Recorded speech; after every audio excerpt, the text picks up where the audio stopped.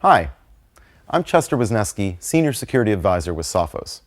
Today, I'm going to explain the dangers of installing large quantities of applications and plugins on your computers. The more you install, the more vulnerable you become to what is known as an exploit pack. It's one of the most popular ways for cybercriminals to compromise your users as they browse the web. These cybercriminals research and reverse engineer vulnerabilities in commonly used software and bundle them up for sale to other criminals through underground forums.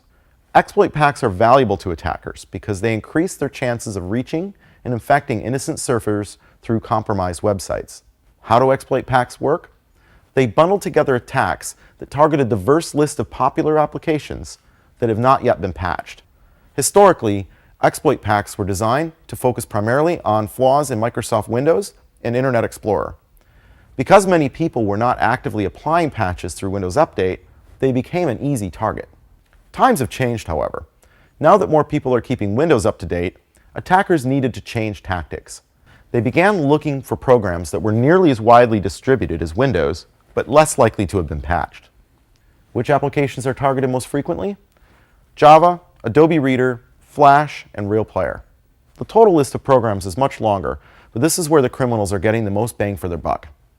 So, what can we do to defend ourselves and our networks? The answer you'll hear most often is to patch all of your programs all of the time. This is easier said than done when you have a large quantity of browsers, plugins, and operating systems. A better solution is to control which applications are allowed so you can make patching more manageable. We need to audit what exact pieces of software are needed today and implement a plan to restrict the number of moving parts to a minimum.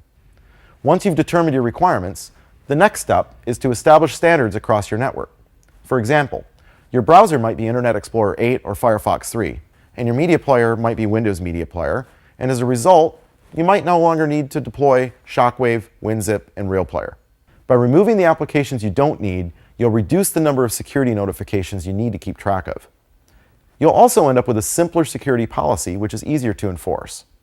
Reducing the attack surface is one of the most effective techniques to prevent drive-by attacks on the web and prevent malicious documents and email from infecting your computers.